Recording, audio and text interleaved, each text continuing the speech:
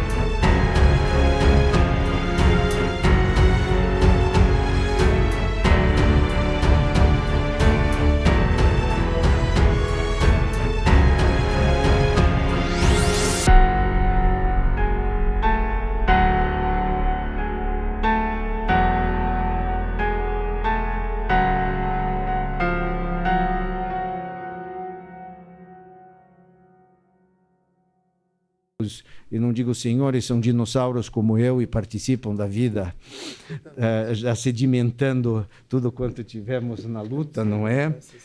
Mas o Carmona nasceu em São Paulo e formou-se pela Faculdade de Direito da Universidade de São Paulo, em 1980. Especializou-se em Direito Processual Civil e em Direito Internacional pela Facoltade de Giurisprudenza della Università degli Studi di Napoli, na Itália, em 1984.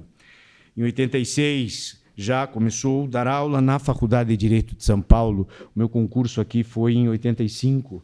Tivemos praticamente uma coincidência. Doutorou-se em 91 pela Faculdade de Direito da Universidade de São Paulo, com a tese de arbitragem no Código de Processo Civil Brasileiro, publicado em 93 pela Malheiro, sob o título Arbitragem no Processo Civil Brasileiro. Lecionou de 1986 até 2006 como professor titular em Direito Processual Civil na Mackenzie e coordenou de 95 a 97 lá um curso de pós-graduação, e todos sabemos da dificuldade que não é coordenar a pós-graduação. Hoje, é árbitro em inúmeras arbitragens espalhadas pelo Brasil e pelo exterior, é profundo conhecedor da matéria, é advogado também na mesma área e trabalha como condutor das causas, e ontem falávamos quão difícil é ser advogado na arbitragem, comparando-se à posição de árbitro, e vem hoje nos brindar com as suas considerações a respeito deste sempre provocante tema. eu passo com muito orgulho, muita alegria, a palavra ao professor Carlos Alberto Carmona, a quem admiro desde há muito tempo, com quem tenho uma amizade que não tive a oportunidade de compartilhar tanto quanto eu gostaria, mas respeitando e qualificando e distinguindo em sua pessoa tudo quanto o Brasil pode apresentar de excelência na dissertação sobre a arbitragem. Com a palavra, o professor Carlos Alberto Carmona.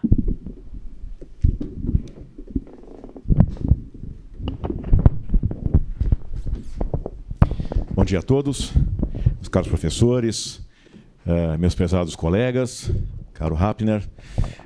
Eu sou uma daquelas pessoas que podem ter o privilégio de dizer que adoram Curitiba. Sabem que lá no meu estado nem todo mundo gosta de Curitiba. Mas Curitiba é uma cidade que tem me dado muito prazer, porque foi aqui em 1992 que nós testamos pela primeira vez a lei de arbitragem. Você lembra disso, que você já está entrado na estrada, você se lembra. Foi a primeira vez na minha vida que eu vi um evento com 300 pessoas discutir arbitragem. Porque a arbitragem naquela época era assunto que juntava no máximo 30, 40 pessoas, eram sempre os mesmos, era uma coisa tediosa. E aqui em Curitiba, milagrosamente, 300 pessoas se juntaram. Como é que chama aquele negócio bonito que era do Bamerindos? É isso. Esse palácio bonito, eu achava lindo aquele negócio que tinha propaganda do nesse Natal, lembre-se de mim. Eles faliram, mas a propaganda ficou. Era bonito. E nós estávamos naquele palácio discutindo arbitragem, vieram processualistas, Barbosa Moreira estava aqui entre nós. Foi o primeiro grande evento de arbitragem no Brasil foi aqui em Curitiba. Então é uma coisa bastante interessante e isso me traz lembranças bastante comoventes, porque é aqui que a arbitragem acabou tendo um impulso diferenciado. Eu pensando em como é que eu poderia participar desta homenagem, e é muito bacana para mim fazer parte deste rito de passagem, nós falamos ontem sobre isso, e esse aqui realmente é um rito de passagem para você, quer dizer, é um momento de início de um novo ciclo, não do término de um ciclo, as coisas nunca terminam, né? Nem depois, elas continuam. Então, eu acho que é um ciclo que está começando para você, e esse é um rito de passagem, sim. Interessante, não é religioso, mas é um rito de passagem. Como é que eu poderia colaborar para esta homenagem a você? Eu vou pegar, então, duas vertentes da tua vida para falar a respeito de arbitragem sobre dois enfoques distintos que interessaram ao longo de toda a sua carreira. O primeiro sobre o processo arbitral, propriamente dito, e o segundo sobre o advogado na arbitragem. E vou tratar deste tema, eu estou vendo muitos jovens aqui na plateia, jovens que podem ser estudantes, mas podem ser advogados, jovens disfarçados, ou operadores vários também escondidos, então eu não sei exatamente com quem é que eu estou conversando, mas jovem é sempre jovem, então vocês têm esta grande felicidade de poderem absorver com facilidade ideias novas, coisas que as pessoas da minha geração, ou as pessoas bem mais velhas, como é o caso do Nery, já têm mais dificuldade de fazer. Então, vou começar tratando do processo arbitral. E depois vou falar um pouco do advogado. E vocês vão ouvir coisas que talvez não queiram, mas eu acho que é muito bom a gente discutir isso exatamente dentro do ambiente acadêmico, dentro desta casa de ensino, porque é aqui que a gente pode fazer observações críticas e construtivas, que é muito importante.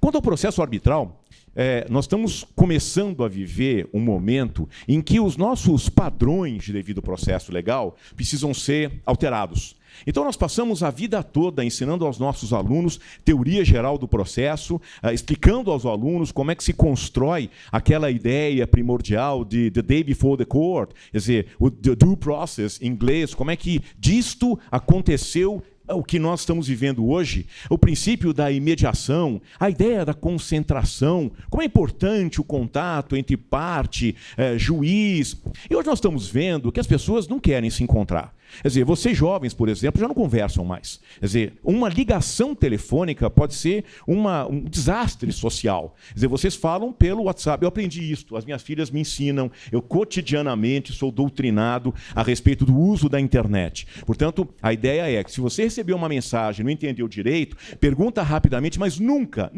ligue para perguntar, mas o que é mesmo que você estava querendo dizer? Que é uma coisa espantosa para a nossa geração. Mas isso faz parte de uma nova cultura.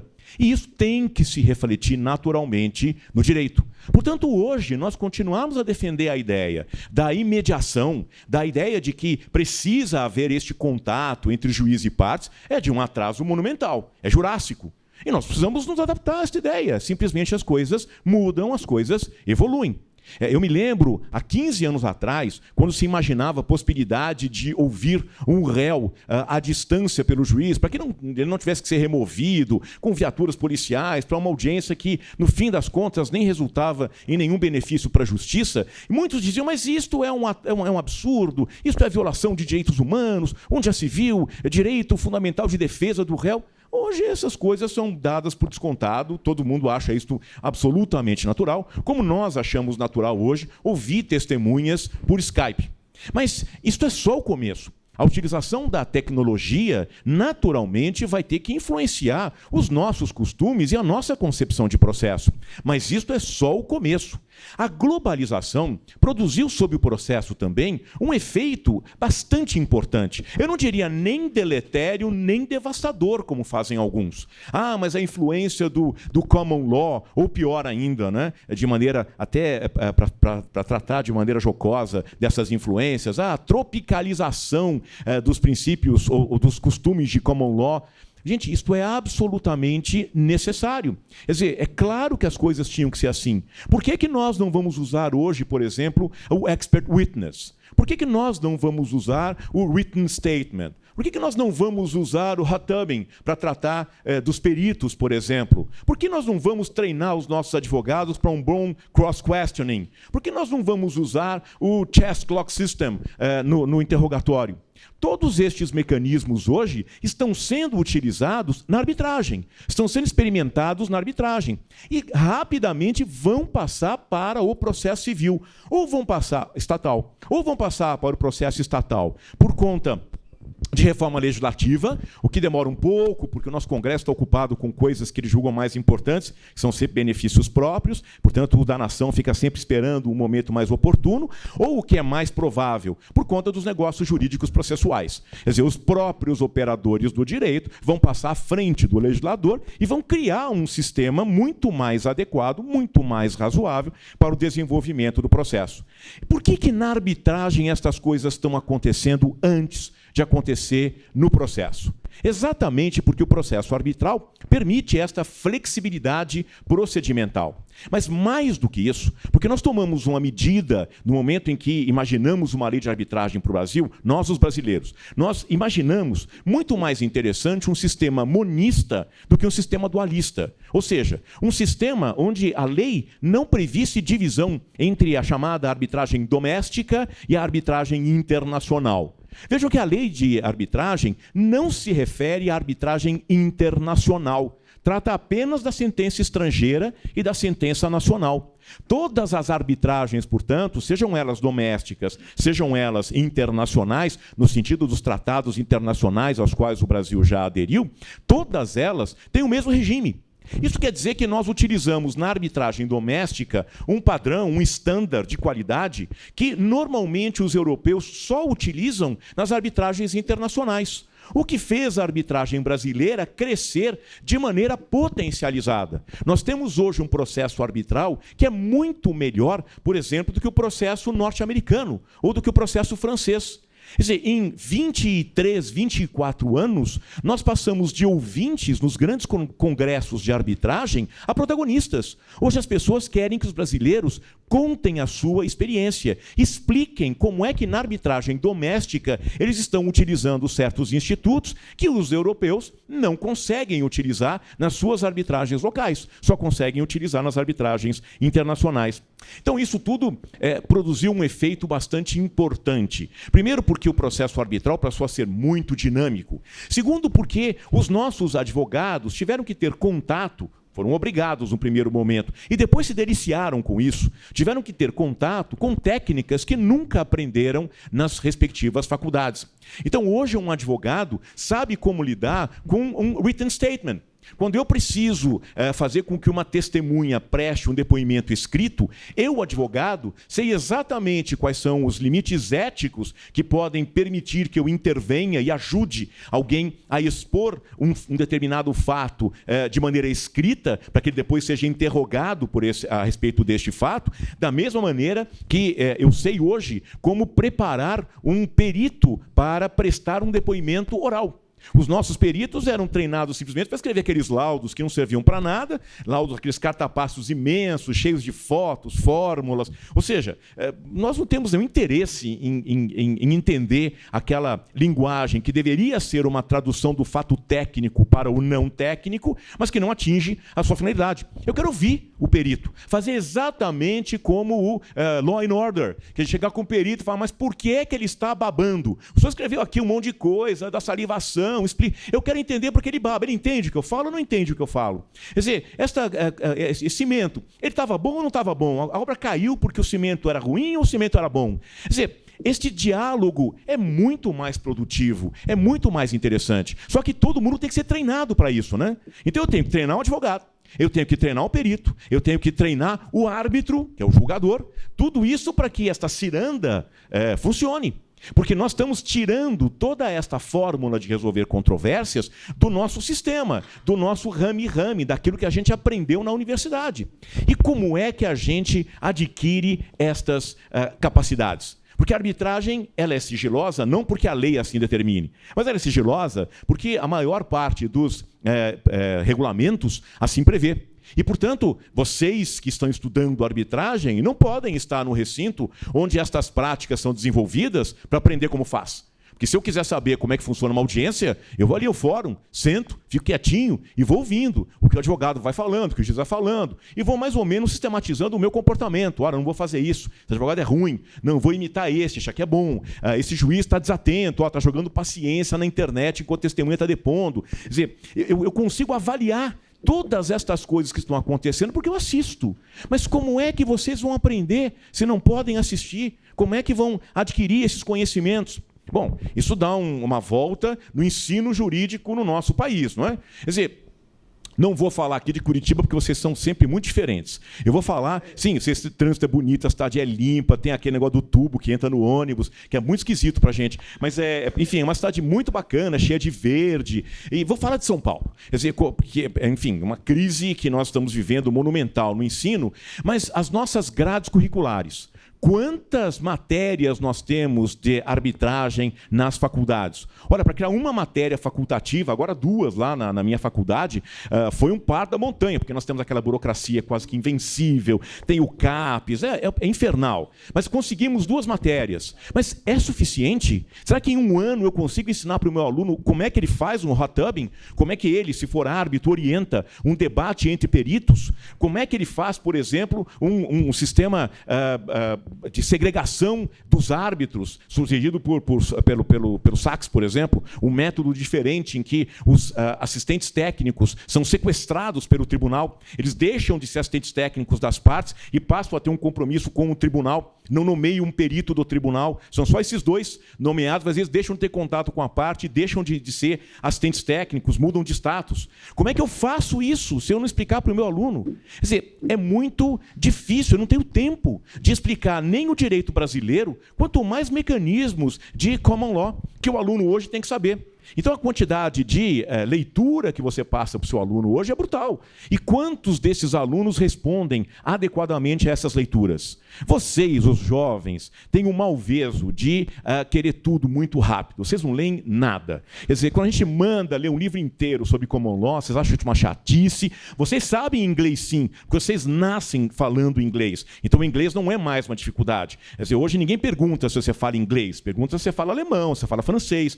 Mas o inglês... Eu não pergunto para os meus alunos se eles leem em inglês, eu dou o texto, se vira. Quer dizer, entra no Google, vai traduzir por palavra, eu não tenho nada a ver com isso, o problema é seu. Mas não leem, querem tudo rápido. Aí vão procurar na internet um resumo daquele livro. E, achando o resumo, passa para todo mundo. Ou seja, o autor perde direitos autorais, ninguém lê nada com profundidade, e aquela sua tentativa de aprofundar o conhecimento num sistema diferente fracassa. E nós, professores, já não sabemos mais o que fazer para interessar os nossos alunos. Então nós enfrentamos uma dificuldade burocrática para criar as matérias. E enfrentamos uma dificuldade terrível com o nosso próprio corpo discente, porque os alunos não querem estudar o que é necessário. E isto gera um conflito que é muito engraçado. Os alunos fingem que querem mais, é mentira, eles não querem, e os professores fingem que não podem ensinar mais, o que é mentira, porque eles também não têm mais vontade. Isto tudo faz com que o nosso ensino fique no estado em que ele se encontra. Aí os professores, nós, vamos a Oxford, nós vamos a Cambridge, vamos a Nova York, e vemos aquela maravilha, aquela estrutura, aquele aluno que é massacrado pelo ensino, e dizemos, mas é isso que a gente queria para os nossos alunos. A gente não vê que o aluno italiano, por exemplo, não pode fazer estágio. Ele não pode trabalhar, porque ele tem que estar o dia inteiro fazendo matéria na faculdade. Então, o aluno alemão é proibido de fazer qualquer tipo de estágio. Quer dizer, essas coisas todas a gente não vê. Então, a gente simplesmente tira o nosso aluno do contexto, joga ele na Alemanha, bota um casaco para ele não passar muito frio, e diz, bom, agora aqui você vai se dar bem.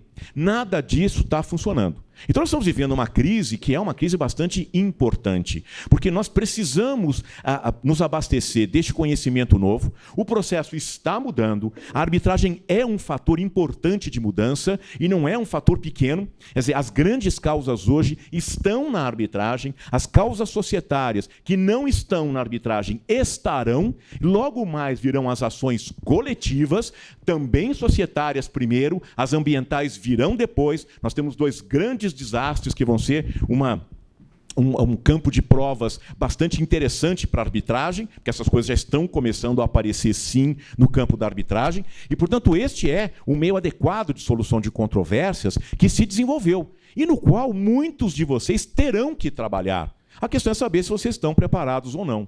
E aí vem o meu segundo problema, o advogado. Quer dizer, qual é a colaboração que a Ordem dos Advogados deu para a lei de arbitragem? Hoje nós tivemos um evento em São Paulo para inaugurar um salão lindíssimo da OAB, uma nova sede da OAB.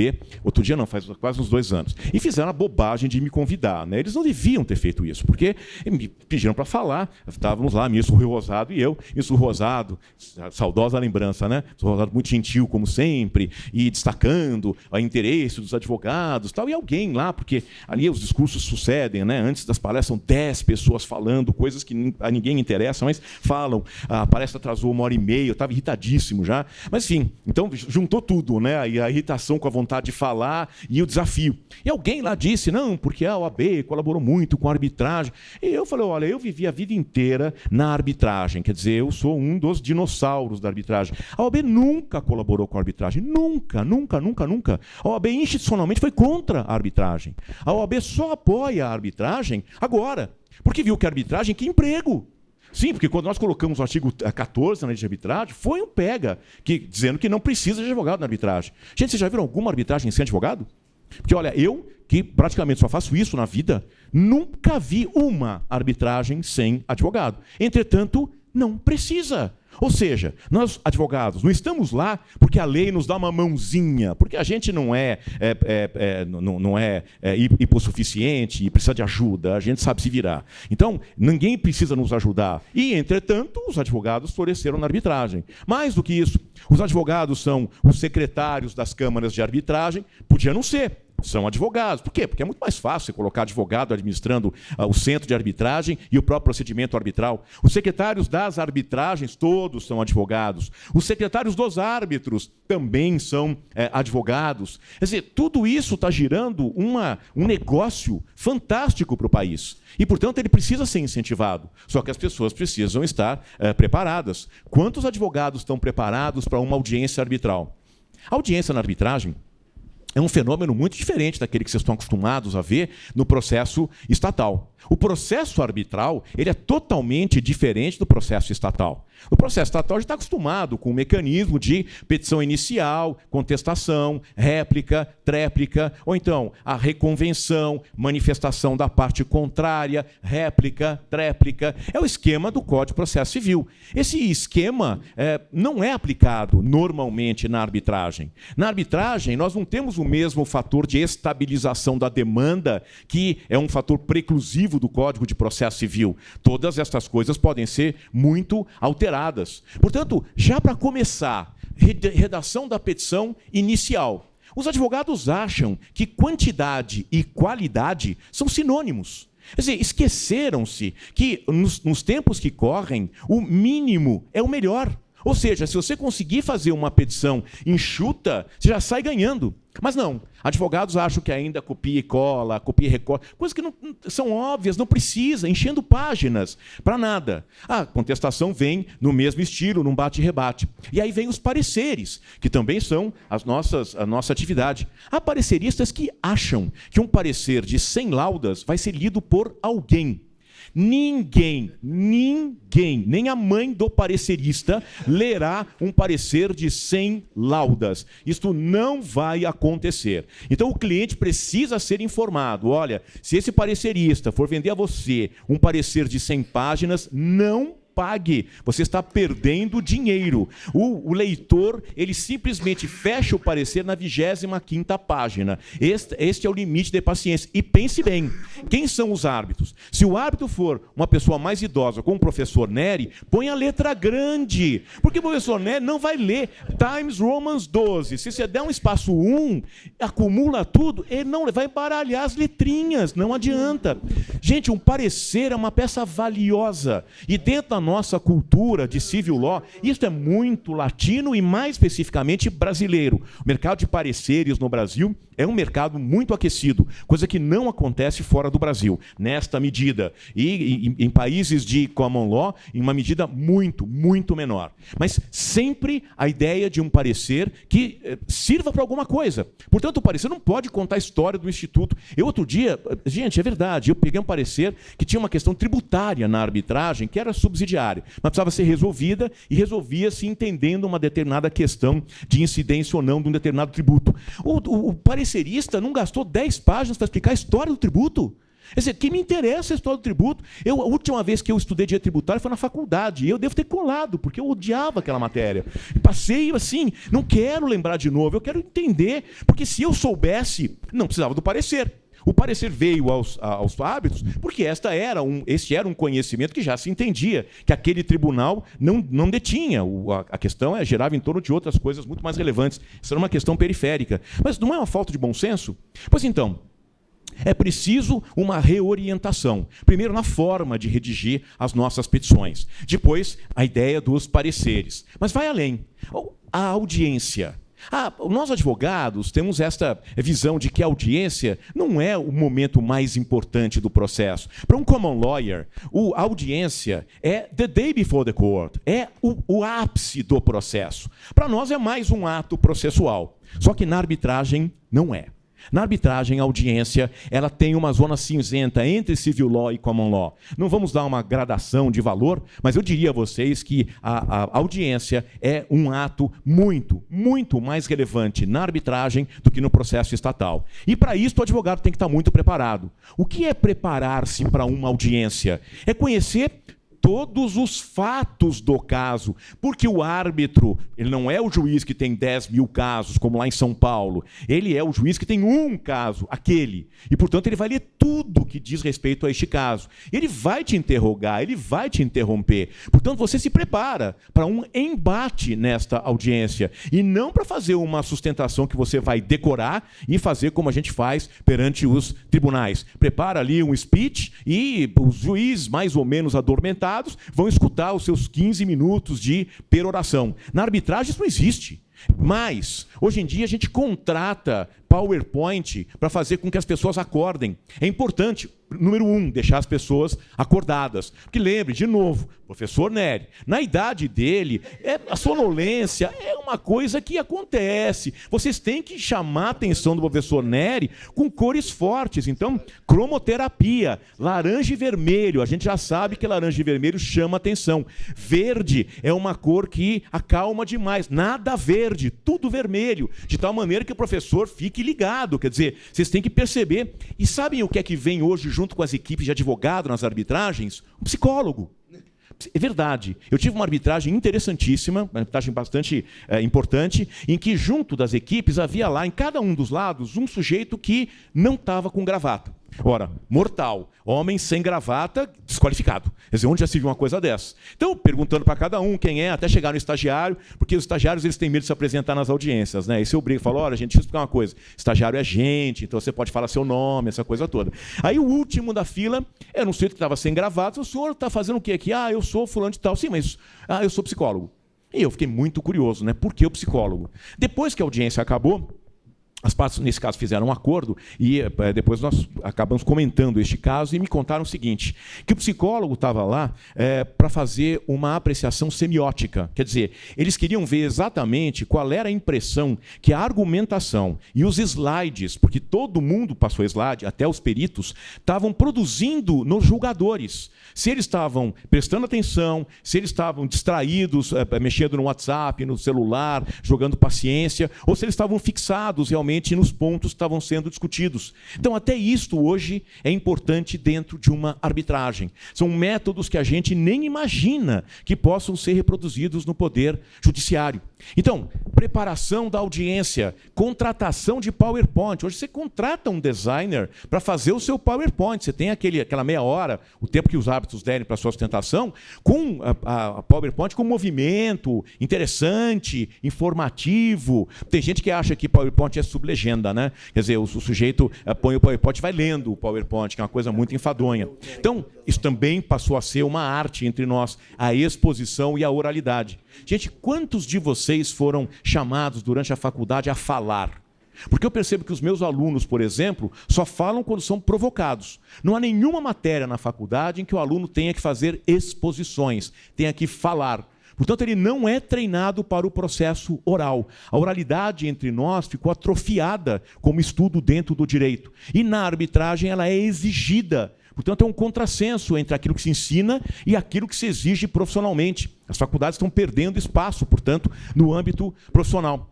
Esta audiência ela é preparada, eu dizia, dentro dos escritórios. Vocês podem ouvir uma testemunha? O que é preparar uma testemunha? Eu posso, por exemplo, chamar a testemunha no meu escritório e começar a perguntar para ela aquilo que irei perguntar durante a audiência, explicando a ela o que vai acontecer, com quem é que ela vai falar, quem são os árbitros, como é o ambiente. Quando ela der uma resposta dúbia, dizer, olha, essa resposta é dúbia, eu preciso que você seja um pouco mais correto. Posso fazer a testemunha chorar no meu escritório? Law and Order, eu adoro Law and Order, gente, eu faço aquilo lá, é uma escola. Então, assistam. Posso fazer a testemunha chorar? Melhor que ela chore no meu escritório do que perante os árbitros, não é? Então, sim, eu posso fazer tudo isso. Mas isso não é antiético? Treinar testemunhas? Leiam as regras da IBA, que são regras internacionais a respeito das testemunhas. Lá usa-se o verbo preparar. Preparar testemunha é dever do advogado. Preparar é isto, não é fazer a testemunha mentir, isso é crime. É fazer a testemunha expor da melhor maneira possível aquilo que sabe, a favor, evidentemente, da tese que você vai defender. Este é o trabalho do advogado, que é um trabalho que se faz em São Paulo. Eu estou sempre dando exemplo em São Paulo, tá? Para ninguém ficar chateado. Isso acontece em São Paulo e acontece em Nova York. A gente faz igualzinho em São Paulo e em Nova York. Ou seja, nós estamos exatamente na mesma pauta que os grandes escritórios nova-iorquinos. Eu já não dou exemplo na Inglaterra, porque na Inglaterra, curiosamente, isto é é proibido. Quer dizer, pelo direito inglês e de Wales, esta preparação não pode ser feita pelo barrister, e o solicitor tem algumas restrições. Então, os ingleses, com a hipocrisia que lhes é característica, contratam normalmente um estrangeiro para fazer este trabalho, que o barrister assiste, mas não intervém. É bárbaro isso. Eles tinham que ter uma rainha, porque é um país que tinha que ser desse jeito mesmo, né? Então, enfim, mas cada um...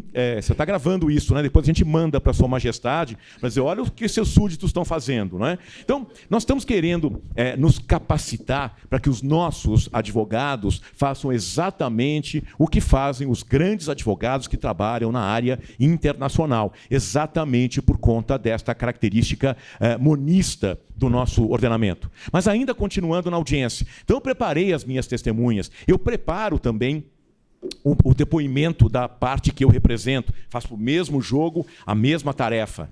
Durante a audiência, normalmente nós vamos ter aquelas hipóteses, testemunhas que são comprometidas porque são amigos, são inimigos, são parentes, o que for. Adianta impugnar a testemunha? Gente, eu participei até hoje de 415 arbitragens. Por que eu tenho um número pronto? Porque a CCI, cada vez que você é nomeado como árbitro, exige que você diga toda a sua vida quantas arbitragens em que você foi árbitro sozinho, quanto você participou de painel, quanto você te advogou. Então eu tenho esse número porque na última informação que dei à CCI, na última arbitragem, 415 arbitragens. Em todas estas arbitragens, em todos estes casos, o que eu vi foi exatamente este sistema que eu estou relatando a vocês. Quer dizer, a preparação destas audiências, o desenvolvimento destas audiências, o trabalho dos advogados, que eu presenciei, ora como árbitro, ora como advogado, foi exatamente assim, com toda esta dificuldade. Então, isso está se tornando entre nós alguma coisa bastante corrente. Só que são poucos aqueles que estão capacitados para desempenhar essa atividade. Nós precisamos de pessoas que saibam falar e saibam enfrentar uma audiência diferente. E isso pressupõe um estudo bastante alentado. Bom, isso quer dizer, então, que a nossa preparação de advogados não está sendo adequada para formar os profissionais necessários para este tipo de mercado. Voltamos, então, ao início da conversa. E as faculdades, onde é que entram neste nicho? Gente, isso é um nicho de trabalho importante, porque é muito bem pago, nós precisamos realmente ocupá-los. E as faculdades nem sempre estão preocupadas com este tipo de formação, mais preocupadas em passar em exame de ordem, em qualificar seus alunos por números, para dizer que eu sou o primeiro do ranking, que mais aprova na OAB, mas não está dando a estes meninos a capacitação necessária. Onde obtê-las? Vocês já ouviram falar do MUT? Os MUTs de Viena, MUT de Hong Kong, MUT de Bogotá, MUT de Buenos Aires, o MUT, qual é o último que tem agora? Bom, os pré-MUTs, que são bastante interessantes, quer dizer, são esses exercícios simulados de arbitragem. Olha, os melhores estagiários que eu tenho, e hoje advogados, todos os advogados da minha equipe de arbitragem, eu tenho no meu escritório uma equipe só de arbitragem. Eu tenho 10 advogados que trabalham exclusivamente em arbitragem e parecer. Só. Não fazem contencioso, não fazem nenhuma outra atividade a não ser arbitragem. Todos eles são ex-MUTs. Quer dizer, são pessoas que passaram por esse treinamento, por essa prova, que é uma coisa muito bacana. Eu recomendo a vocês, jovens, que ainda têm tempo, que façam parte dessa equipe. Aqui na Federal vocês têm equipe que está indo para Viena e com sucesso. E nos pré-MUTs também têm participado. A Camarb faz um exercício de arbitragem também com bastante frequência. Isso tudo é de uma formação muito rica. Espero que vocês efetivamente tenham possibilidade de participar um pouco desses elementos. É aí que a gente vai aprender.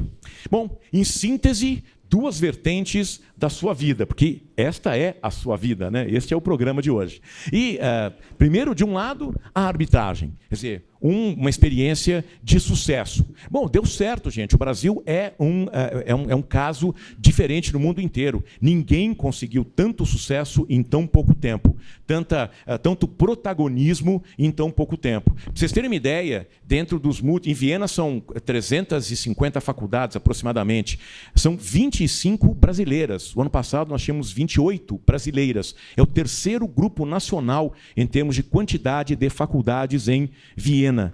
Isso é uma coisa que revela algum interesse particular e algum protagonismo também que deve ser levado em conta. Então, de um lado, processo arbitral e arbitragem como um grande sucesso, que você acabou acompanhando a sua vida inteira, primeiro como profissional, depois como professor na casa, ministrando exatamente esta matéria de arbitragem. E, de outro lado, o problema que nós ainda não resolvemos e que você agora vai ter mais tempo para resolver, que é como é que nós vamos habilitar os nossos advogados para inserir-se neste grande filão profissional, que é um espaço que precisa ser ocupado. Bom, com essas observações, Rapner, eu faço esta homenagem e eu fico muito grato ao Tarcísio por ter me convidado para participar deste momento solene e este momento tão importante. Eu, evidentemente, lamento, e já disse isso a você, que um professor de 60 anos de idade, já revelaram que você tem 60 anos, agora é tarde. Então, professor de 60 anos de idade deixa a academia no momento em que talvez mais pudesse contribuir. Mas não se iludam. O fato de nós deixarmos a academia não significa que nós estaremos ausentes da nossa vida acadêmica. Quer dizer, nós não vamos passar desta para melhor, pelo menos esperamos, né? Não vamos passar desta para melhor rapidamente. Nós continuamos aqui. E se não estamos na sala de aula todo dia, estaremos, evidentemente, nas palestras, nos congressos e nos eventos em que eventualmente poderemos contribuir. Portanto, eu espero que esse seu novo ciclo não seja um ciclo de afastamento da academia, mas seja um ciclo de renovação do seu contato com a academia. Porque agora você vai ter um contato qualificado.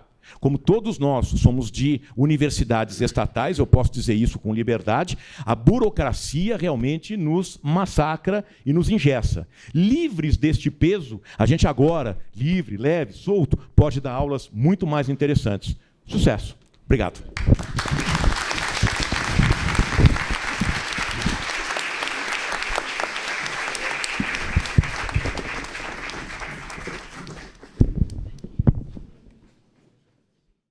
Já de imediato, como presidente desse painel, eu gostaria de apresentar a vocês o professor Nelson Nery Júnior.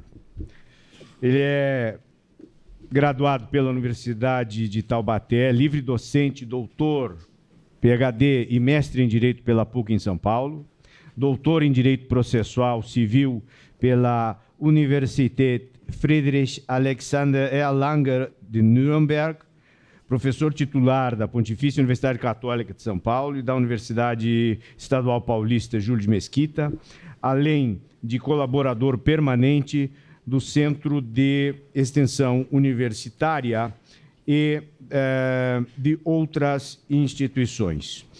Diz também as anotações que, relativamente à arbitragem, merece em especial referência o fato de ser ele árbitro em diversas câmaras de arbitragem do Brasil e no exterior, destacando-se o Centro de Arbitragem e Mediação da Câmara de Comércio Brasil-Canadá, do CAN-CCBC, do Instituto dos Advogados de São Paulo, da Câmara de Comércio Brasil-Portugal.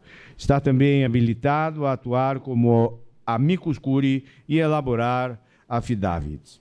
Foi procurador de Justiça do Ministério Público de São Paulo por 27 anos. É membro da Wissenschaftliche Vereinigung für Internationales Verfahrensrecht da Alemanha, da International Association of Procedure Law, da Associação Ibero-Americana de Direito Processal e da Academia Brasileira de Direito Civil, da Deutsch-Brasilianische Juristischen Vereinigung.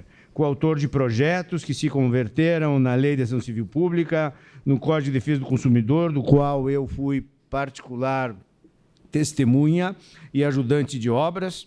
É membro da Academia Paulista de Direito, fundou a União dos Juristas Católicos de São Paulo, da qual é diretor tesoureiro. É ainda autor de diversas obras de grande influência e acatamento nos tribunais, um dos advogados mais respeitados no Superior Tribunal de Justiça. Eu tenho a honra de tê-lo como amigo há muitos anos. Conversamos a respeito das coisas, discutimos muitos assuntos, alguns profissionais, outros não, encaminhamento de filhos. O Nelson sempre esteve atento à formação de seus filhos, dos seus alunos, dando boas orientações, e hoje tem um escritório de advocacia com o privilégio de nele serem advogadas integrantes suas 3 filhas, o que também nos torna um pouco parecidos, porque tenho eu também 3 filhas.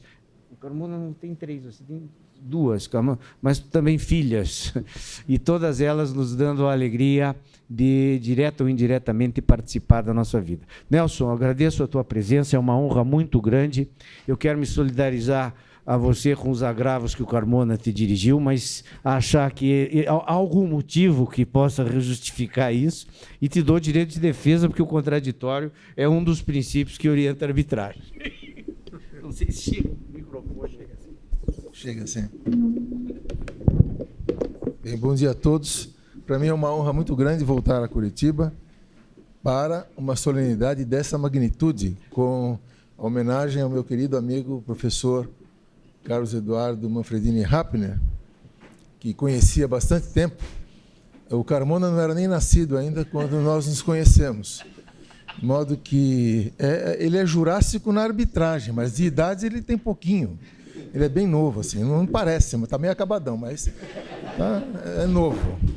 E eu conheci o Carlos Eduardo por intermédio do tio dele, o desembargador Paulo Rapner, da longínqua cidade de Cascavel, lá pertíssimo de Foz do Iguaçu. O Paulo fazia mestrado na PUC em São Paulo conosco, e naquela ocasião, que é o que eu conheci o Carlos Eduardo, que ainda não estava na nossa universidade lá em São Paulo. E lembrava agora há pouco tempo com o professor João Casilo, das nossas tertúlias no mestrado da PUC de São Paulo, nos bons tempos, no início do pós-graduação, nesse modelo moderno de 1970 para cá, aproximadamente. E me recordo também de colegas eminentíssimos aqui do Paraná, que estudaram lá conosco, foram contemporâneos nossos na universidade, fazendo seu doutorado. Luiz Edson Fachin, Luiz Guilherme Marinoni, Edson Ribas Malachini,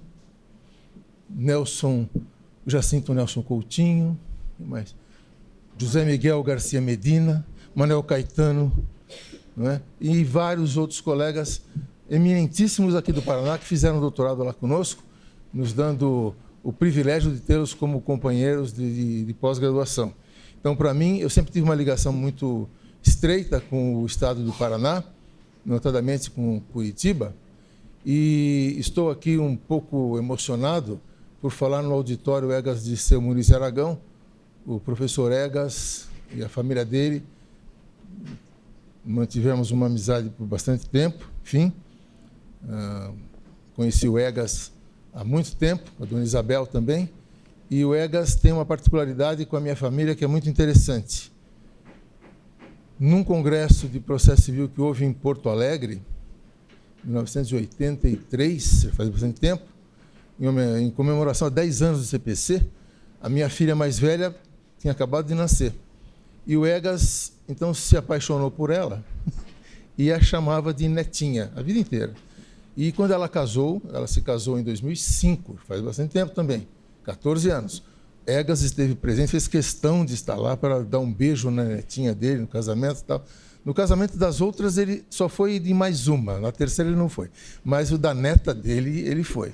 Então, o Egas era uma pessoa muito querida, muito amiga, embora paulista, ficou curitibano, digamos, por adoção, e ele se dizia paranaense. Eu sou paranaense, só nasci em São Paulo, né? E de modo que, além de ser um mestre de todos os nós, pela qualidade da sua obra de direito processual civil, com livros fantásticos sobre correção parcial, os embargos infringentes de nulidade do julgado, que depois viram só embargos, os comentários ao CPC da coleção da Forense, o 2º volume, famosíssimo esse volume do Egas. Então, uma figura fantástica a quem o Paraná deve muito, né? E esse auditório com o nome dele, a homenagem é justíssima, e eu me sinto assim bastante enfim, emocionado de falar no auditório Egas Muniz de Aragão, aqui na homenagem ao Carlos Eduardo Rapner. Então, eu queria deixar essa mensagem da minha alegria em poder dividir com todos vocês essa homenagem ao Carlos Rapner e dizer da minha emoção de estar aqui no Egas Aragão falando para ele, né? O Carlos Eduardo fez uma cadeira de mestrado, de doutorado comigo lá em São Paulo, e naquela ocasião estavam sendo feitos estudos sobre o Código de Defesa do Consumidor. Eu acabei participando da redação da lei, mas dei algumas matérias, algumas disciplinas no pós-graduação a respeito de direito do consumidor. E o Carlos Eduardo fez uma delas. Então, ele tinha feito a dissertação dele de mestrado em direito do consumidor, quando nem existia Código do Consumidor, e teve aula de direito do consumidor sem existir Código do Consumidor também. Então, interessante foi isso, né, de nós estarmos discutindo matérias que ainda não estavam sedimentadas em legislação aqui no Brasil. A arbitragem, Código Civil, Clóvis Bevilacqua tinha lá a cláusula compromissória no Código Civil, o Código Civil de Processo Civil de 73 tinha lá um capítulo do juízo arbitral, que ainda precisava de homologação pelo Poder Judiciário, etc. e tal. E depois, com a lei da arbitragem de 96, lei 9.307, é que ficou um pouquinho mais, digamos assim, regulamentada essa matéria de uma forma mais autônoma, mais específica. E o Carmona colaborou bastante nessa legislação da lei 9.307 e das reformas que se seguiram também a ela. Como ele não mencionou as reformas, ele também participou das reformas. E então, essa questão do consumidor me é muito cara, e acho que foi cara também, no primeiro momento da carreira acadêmica do Carlos Eduardo Rapner, né, quando ele fez a sua dissertação, e depois veio lecionar aqui o direito empresarial, na Faculdade de Direito da Universidade Federal do Paraná, para pôr em prática aquilo que estava estudando e que vinha fazendo na sua vida. Mas depois o mundo virou um pouquinho e nós chegamos na arbitragem, não é? E nessa questão da arbitragem, eu estava falando com o Carmona antes da gente vir para cá, para dizer o que cada um ia dizer, para não haver sobreposição das exposições, etc. Então, a mim ficou reservado, porque o Carmona é que determina. Ele é o Jurássico da arbitragem. Ele é o dinossauro, não parece, mas ele é um T-Rex. Olha lá, o cara. E bem grandão assim, é um Tiranossauro Rex. E ele determina. Não, você vai falar sobre tal assunto. Eu, como bom aluno, não é, e soldado, respeito o general, ou sargento, não sei, que me deu essa ordem de falar sobre arbitragem e processo estatal. Uma relação entre o processo civil tradicional, estatal, não é, tocado pelo Poder Judiciário, e o procedimento arbitral da Lei 9.307, onde há as tangências entre essas duas formas de solução de conflito, não é, e onde estão os problemas que estão pegando. Os juízes do Poder Judiciário normalmente têm muito pouco contato com o direito arbitral, de modo que eles também não sabem muito bem como lidar com essa matéria, e os árbitros, por sua vez, acham que o Código de Processo Civil não existe. Carmona fala isso, ele é processualista, hein? Doutor em processo civil. E ele fala, não, aqui não aplicamos o Código de Processo Civil aqui na arbitragem. Eu sou árbitro, faço bastante arbitragem, e nas minhas arbitragens a gente aplica o Código de Processo Civil, Carmona, porque o Código de Processo Civil é lei brasileira. Então, quando a gente lê na cláusula arbitral, não é? As partes elegem direito aplicável, elegem a lei brasileira, o direito brasileiro como aplicável à sua arbitragem e tal. Então, eu sempre pergunto para os meus coárbitros, quando eu sou presidente, ou eu, como coárbitro, falo para o outro coárbitro, para o presidente, CPC é lei brasileira? É. Então, a parte quer que nós apliquemos a lei brasileira. Então, o não aplicar o Código de Processo Civil significa não se deixar contaminar pela burocracia do processo civil estatal, etc. Isso sim, não resta a menor dúvida. Que temos um procedimento arbitral perfeitamente autônomo, independente, que se basta por si só, mas tem coisas que precisam ser buscadas lá no processo civil, na lei brasileira, que é o Código de Processo Civil. Vamos falar um pouquinho de honorários de advogado, não é? Quer dizer, tem que aplicar entre 10% e 20% do novo Código de Processo Civil. O árbitro fala, não, que nós é que vamos fixar. Vocês estão deixando de aplicar a lei brasileira. Porque a lei brasileira diz que os honorários de advogado devem ser fixados entre 10% e 20% do proveito econômico, enfim, do valor dado àquela causa, etc. E tal. Mas esse é um problema sério que os arbitralistas têm com os estatalistas, vamos dizer assim, que eles não querem aplicar a lei brasileira quando a parte manda aplicar a lei brasileira. Né? Então é um problema, é uma questão doméstica que nós estamos resolvendo entre nós, que o Carmona está sempre assim. Faz tempo que a gente não faz arbitragem juntos, né, no mesmo painel. Estamos fazendo assim, advogado, árbitro, advogado. Mas vamos fazer um painel junto também para a gente pôr essa matéria em prática. Vai dar. Mas esse é um primeiro ponto, então, que eu queria dizer para vocês da relação entre processo estatal e processo arbitral. Normalmente, quando as partes fazem a cláusula arbitral, colocam no contrato, elas têm que eleger o idioma em que vai se desenvolver a arbitragem, escolhem o idioma. Pode ser uma arbitragem entre duas empresas brasileiras que elegem, por exemplo, o idioma inglês, não tem problema nenhum. A arbitragem será feita em inglês. Né? Eles elegem o idioma em que vai se desenvolver aquele procedimento arbitral e elegem a lei aplicável. Também pode ser que duas empresas brasileiras elejam a lei da Inglaterra, o direito inglês, ou o direito argentino, ou o direito americano, para reger aquela arbitragem. Perfeitamente, não tem problema nenhum. Isso pode acontecer. Né? Quando as partes elegem o direito brasileiro está ali dentro dele o Código Civil, o Código de Processo Civil, por que não aplicar? Então, eu acho que é um complexo de inferioridade do árbitro de não querer aplicar o Código de Processo Civil, ou pensar que isto é um diabo e tem que fugir do diabo como o diabo está fugindo da cruz. Não é? Não é também isso. É perfeitamente possível você conciliar a aplicação do Código de Processo Civil, né, dentro do procedimento arbitral. Perfeitamente possível. Só que, na questão de especialidade, havendo uma norma expressa dentro da lei da arbitragem, etc., que não esteja compatível com uma norma do Código de Processo Civil, prevalece a especial, derrogando a geral, como todos nós sabemos. Não há problema nenhum nisso. Mas naquilo em que não é possível a aplicação só da lei da arbitragem, ela tem de se socorrer a outros mecanismos legais, como o Código de Processo Civil. Quais são os requisitos de uma sentença? Não tem na lei da arbitragem. Então, eu não posso ir ao 489 do Código de Processo Civil para ver quais são os requisitos da sentença. Evidentemente que eu vou ter que fazer isso.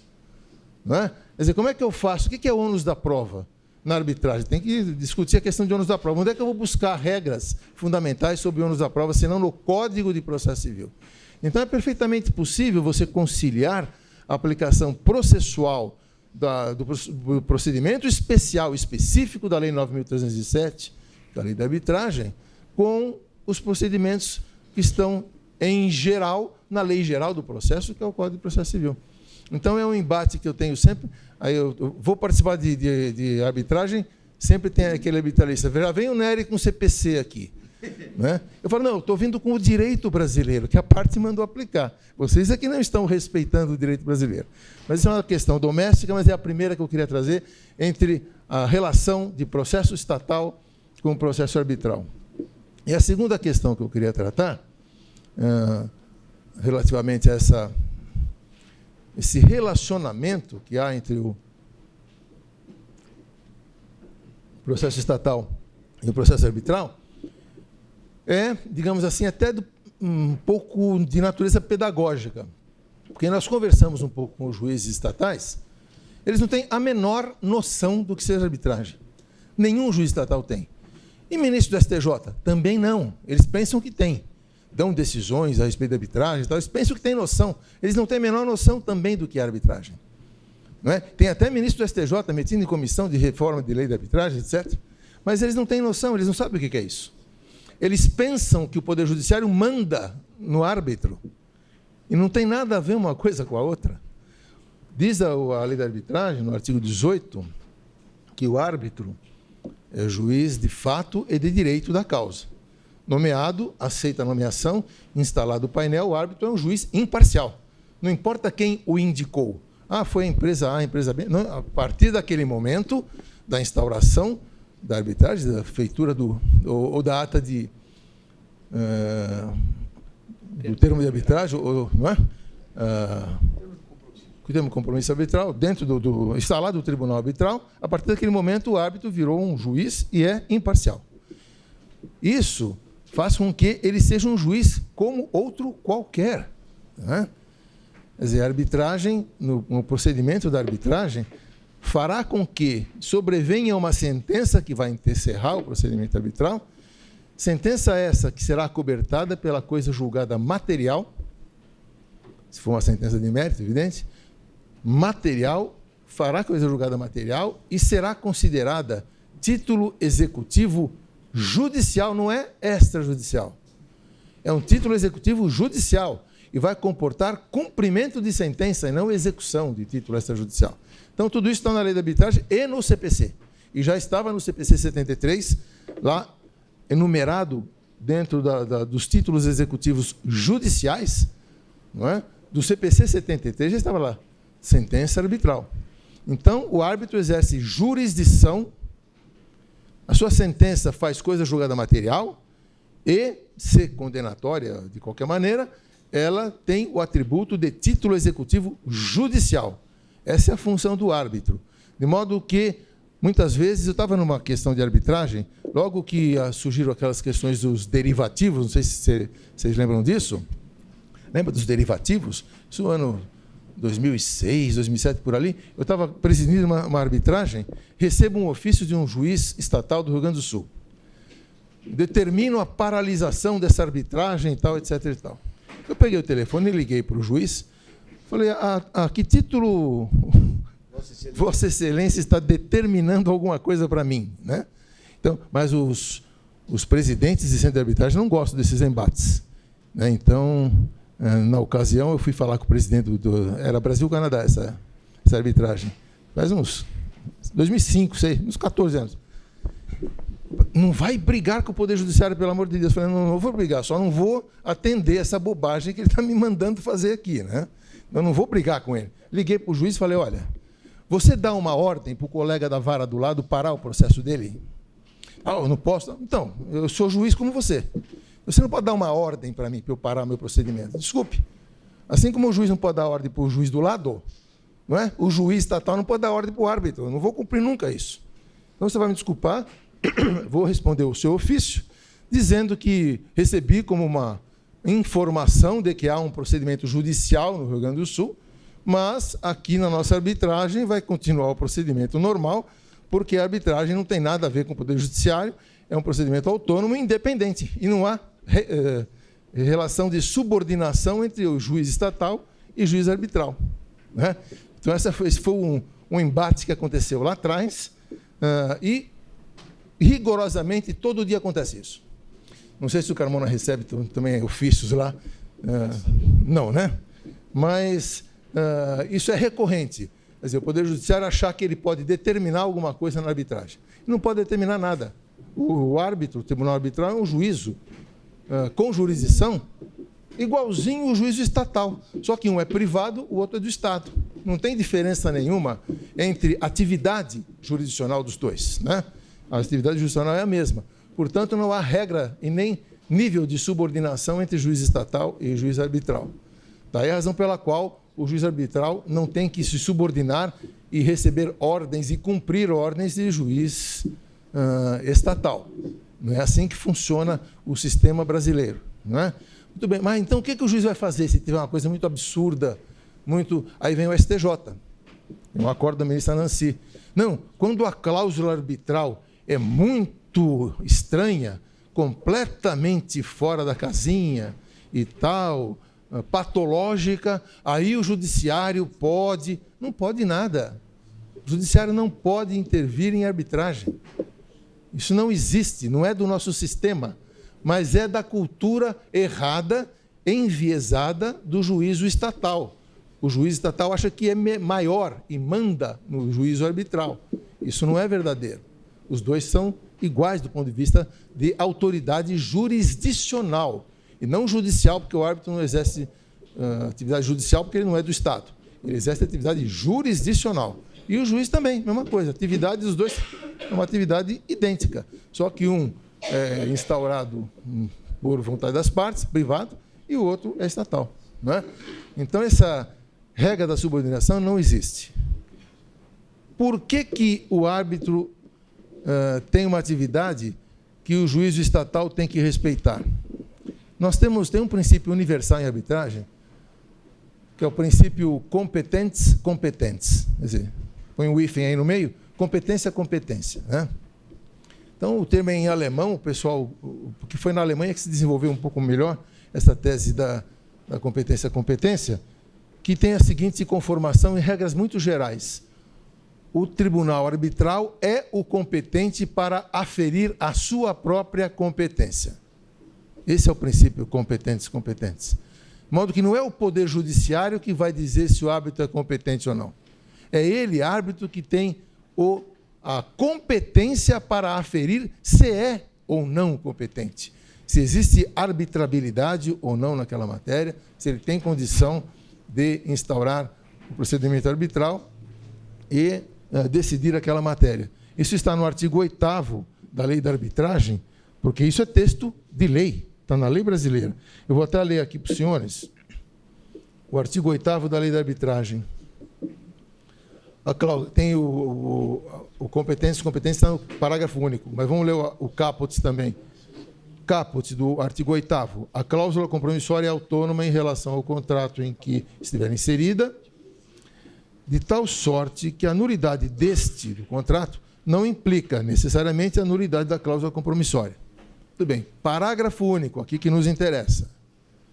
Caberá ao árbitro decidir de ofício, portanto, não precisa nem de provocação, caberá ao árbitro decidir de ofício ou por provocação das partes as questões acerca da existência, validade e eficácia da convenção de arbitragem e do contrato que contenha cláusula compromissória.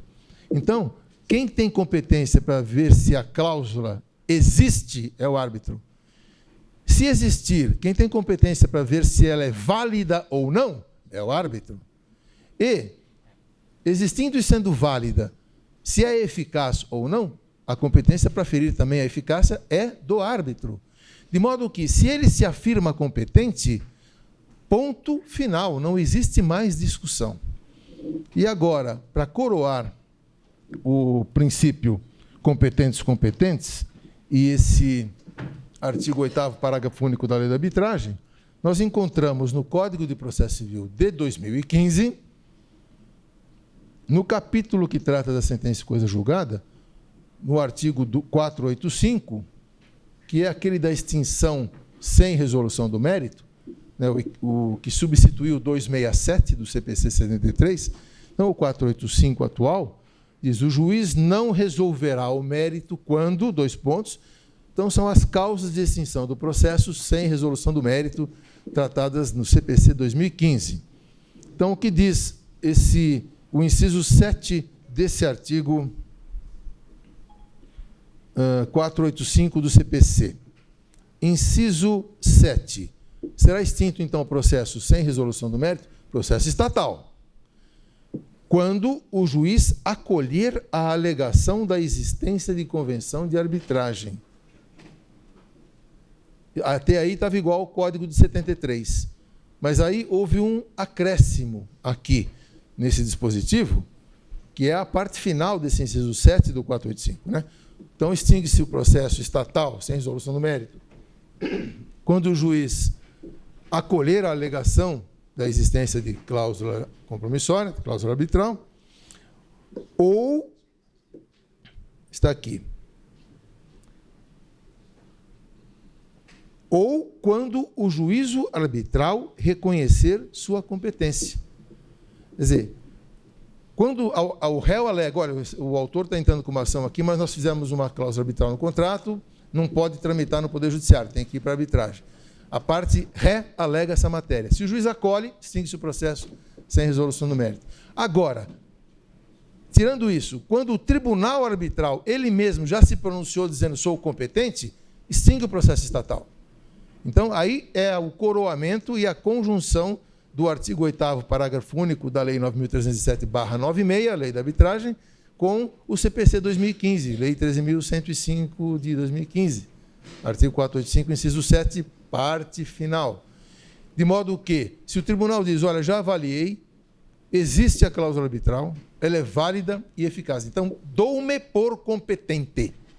Se o árbitro fala isso, decide dessa maneira e coloca isso no procedimento arbitral, ele só oficia ao juiz estatal que não tem o que fazer. Ele tem que chegar e aplicar o 485, inciso 7, parte final. Extingue o processo sem resolução do mérito, tendo em vista que o tribunal arbitral deu-se por competente. Se é ou não, é outra matéria. Ah, mas é um absurdo, Nancy Andrighi. Se for patológico, pode o judiciário? Pode nada. Vai tramitar a arbitragem, vai terminar e o árbitro vai dar uma sentença. Se essa sentença contiver vício, e se um desses vícios estiver, falando em vício aqui, o professor João Casillo é o nosso mestre do vício do negócio jurídico, com o trabalho dele sobre erro, né? Bom, mas se tiver algum vício, e esse vício estiver descrito no artigo 32 da Lei da Arbitragem, que estipula as causas de anulação da sentença arbitral, né, em números clausos, também só naquelas hipóteses taxativas. Se esse vício estiver dentro do rol do artigo 32, a parte prejudicada pode pretender, sim, anular a sentença arbitral, vai ao Poder Judiciário e ingressa com uma ação de anulação de sentença arbitral. Portanto, a competência boa ou má do árbitro do tribunal arbitral só é aferível, só é sindicável a posteriori, nunca a priori. Não é possível você, digamos assim, estancar um procedimento arbitral no início, alegando que a cláusula possa ter algum defeito, etc. E tal. Isso quem vai decidir é o árbitro. E no final, sim, se ele decide e alguém se acha prejudicado, quer entrar com uma ação de anulação, vai ver se está no rol do artigo 32, promove a anulação. Aí o Poder Judiciário vai poder se pronunciar sobre a regularidade ou não do procedimento arbitral, inclusive verificando se havia ou não arbitrabilidade, porque é um dos casos que está escrito aqui no artigo 32 da Lei da Arbitragem como causa de anulação da sentença arbitral. Daí a razão pela qual eu defendi e defendo nos meus comentários ao CPC, não pode haver conflito de competência entre juízo estatal e juízo arbitral. Não há possibilidade de conflito. Né? Porque se o juízo arbitral se deu por competente, o juiz estatal não pode dar-se por competente também, não pode haver conflito positivo de competência. Ele tem que extinguir o processo, está no artigo 485, inciso 7, parte final. E se o árbitro se nega a ser competente, não tem arbitrabilidade essa matéria aqui, ele extinguiu o procedimento arbitral, ponto final. A parte, então, vai se reportar ao Poder Judiciário, vai entrar com uma ação judicial. Então, conflito de competência entre árbitro e juiz estatal? Impossível, não existe. E tivemos um caso aqui na arbitragem da Fiesp, viu, o Carmona? Eu, presidente, está em andamento ainda essa arbitragem, que uma das partes entra com conflito de competência no STJ, porque uma juíza da recuperação judicial deu uma decisão lá que não era dela, ela não tinha competência. A discussão era sobre a propriedade de determinado bem. Então, ela arrecadou, a empresa tem tal propriedade, arrecadou. A propriedade está em discussão. A competência para dizer se a propriedade é de A ou de B é do tribunal arbitral. Então, quando o tribunal arbitral disser de quem é a propriedade, se for daquela recuperanda, a juíza pode arrecadar, etc. Mas antes não. Enfim, estava correndo essa matéria, a parte entra com conflito de competência na STJ. A ministra Nancy Andrighi não deu a liminar, pediu informação para mim. Eu prestei informações, lógico, ouvindo o painel, todo mundo discutiu essa matéria, eu prestei informações dizendo, olha, conflito não existe, não pode existir conflito. Se eu já me dei por competente para decidir de quem é a propriedade, né, extingue-se o processo até logo, tem que extinguir esse processo. E a ministra ficou, não decidia, vai, não vai. Nesse ínterim, houve uma sentença parcial, nós já resolvemos a questão da propriedade, ela deu para prejudicar do conflito. Aí, na jornada de processo civil, eu estive na mesa com ela, ministra, a senhora não decidiu a matéria do conflito de competência? Deus me livre! Essa matéria aí, muito complicada. Dei graças a Deus quando vocês terminaram com a matéria da propriedade, que decidiram de quem é a propriedade, e mandaram informar a juíza da recuperação judicial. Eu extingui depressinha esse conflito de competência. Quer dizer, então, o STJ, eu sei, quando ele tinha que se manifestar, ele não se manifesta. E quando se manifesta, é errado. Esse que é o grande problema. Por quê? Não conhece a arbitragem. Então, fica assim. A matéria arbitral é de bastante complexidade e pouco conhecida da grande maioria de advogados, de juízes e de ministros do STJ e do Supremo. Então, sempre que tem uma matéria sensível de arbitragem em discussão, eu tenho receio de que isso vá para o STJ ou Supremo, porque lá é que se forma a jurisprudência, digamos, dirigente do país, não é? E se uma jurisprudência é formada de maneira incorreta, demora muito tempo para consertar. Então, é preferível, isso a gente tem discutido no STJ, isso constantemente, essa matéria. Quem trata mais dessa matéria lá são os ministros Cueva, Ricardo Cueva, Nancy Andrighi, que são da 3ª turma, e o ministro Luiz Salomão, que é da 4ª turma. São os que mais discutem a questão de arbitragem, com os quais a gente tem mais contato para discutir essas matérias que estamos falando aqui com vocês.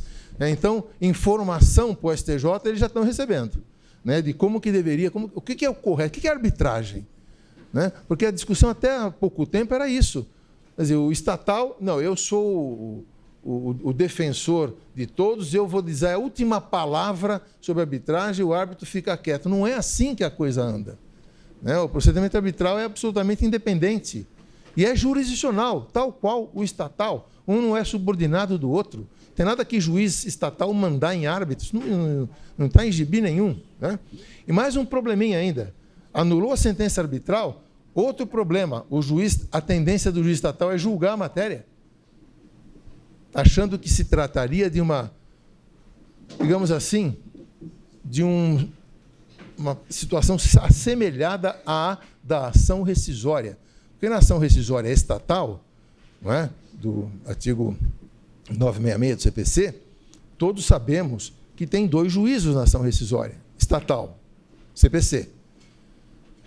Sentença de mérito transitada em julgado, hoje até tem questão que não precisa ser de mérito, mas transitada em julgado, submetida ao rito da ação rescisória, o juízo rescisório é o segundo e o juízo rescindendo é o primeiro. São 2 juízos que há na ação rescisória.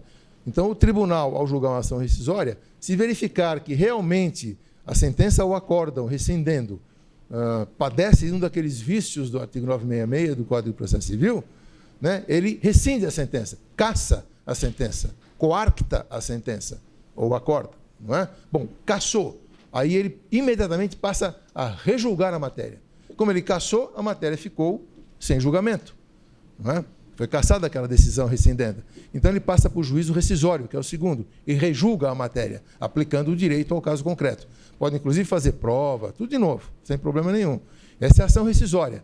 Na ação de anulação de sentença arbitral, não é a mesma coisa que a ação rescisória. A anulação da sentença arbitral, ela só tem o juízo rescindendo. O juiz estatal só verifica que se está padecendo de algum daqueles vícios do artigo 32 da sentença arbitral. Se tiver, ele caça e ponto final. Tem que devolver para o juiz arbitral julgar o mérito. O mérito é do juiz arbitral. O que faz o juiz estatal? Ele acha que é a rescisória e mesmo rejulga a matéria. Então, é um desconhecimento absoluto do juízo estatal a respeito do que é uma arbitragem, de como deve ser processado um pedido de anulação de sentença arbitral e como é essa matéria de eu reclamar no Poder Judiciário, não é? E o Judiciário terá que mandar alguma coisa ao árbitro. Para terminar a exposição, a última coisa que eu queria falar para vocês é a seguinte: o árbitro hoje, houve uma grande discussão no passado sobre se o árbitro poderia dar medida de urgência ou teria que se socorrer do Poder Judiciário. As partes normalmente fazem isso.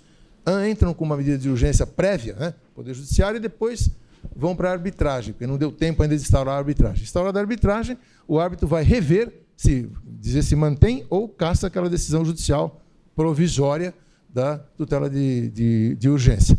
Hoje está claro que o árbitro pode dar medida de urgência. E como é que ele faz para cumprir? Ele não tem o aparato do Poder Judiciário, não tem poder de polícia, não é órgão estatal. Então, existe no Código de Processo Civil um dispositivo chamado carta arbitral. O que é a carta arbitral? Assemelhada à carta precatória, carta rogatória e assim por diante. É um juízo arbitral pedindo ao colega estatal que faça cumprir uma decisão dele, tribunal arbitral. Isso é a carta arbitral. O juiz estatal não pode discutir Ah, mas está errado. Não tem que discutir. A carta arbitral é uma ordem do Tribunal Arbitral. E que ele pede para o Poder Judiciário dar cumprimento, porque ele não tem os aparatos necessários para tanto.